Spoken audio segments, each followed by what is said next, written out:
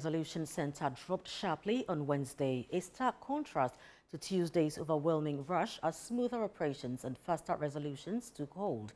Meanwhile, Vice President Professor Nana Jane Opoku-Agyeman has urged officials handling the SHS placement process to treat anxious parents with patience and respect. ChannelOne News' Samia Akom has more. Unlike Tuesday, when long queues and anxious parents dominated the scene, Wednesday's atmosphere at the Resolution Center was noticeably calmer and more orderly. Officials attribute the reduced pressure to prompt responses to parents' concerns, which they say is streamlining the process. You yourself, you can see the situation yesterday and then what you are witnessing today. We have been able to decongest the place like I promised yesterday, and you realize that we are recording fewer numbers. That tells you that we are responding to the issues. Still, not all frustrations were eased. ChannelOne News encountered a parent visibly distraught while seeking a boarding status for his ward, citing distance challenges. Confused.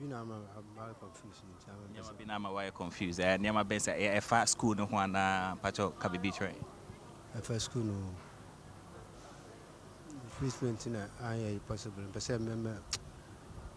We pay board na man a day no man and percent may change him and Moasa.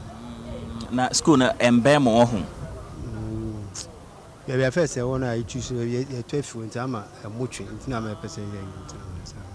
Judith Asaria Sabia, a student with an aggregate of 14, also shared her disappointment, insisting the computerized placement was flawed since peers with weaker results secured better schools. She called for a return to manual placement. Are you sad?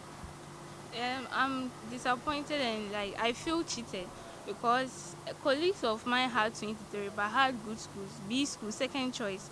A colleague of mine had 20, she's going to Adontin. But me having 14 and being placed at a C school as a day student, it makes me feel like the computerized placement system is not a trusted one. Responding to such complaints, the Deputy National Coordinator of the placement system defended the computerized model, stressing that the process is transparent and equitable. He further warned parents against paying bribes, reiterating that all placement services are free. For instance, now you can't come here and do a change of school to a category A school. Those schools are filled up already. So what is happening here is just movement within the category C schools. Even technically, it ought not to be encouraged. But as human as we are, somebody comes to tell you that I was living here, now I've moved my family to this place and the distance is far. If only there is space, even though it's not supposed to be done, sometimes we try to entertain them just to, make sure they are also comfortable and the kids themselves also have sound mind to be able to go to the schools and study. In a related development, Vice President Professor Jane Nana Opoku-Agyeman visited the Ministry of Education, where she was received by sector leaders. She urged officials to remain patient with parents and treat them with dignity as they resolve their grievances. I know you are doing school placement and you have all kinds of people besieging, not your offices, your homes, your phones, and all of them.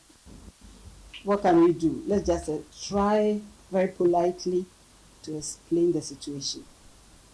What we try to do is to create more A schools with the E-blocks.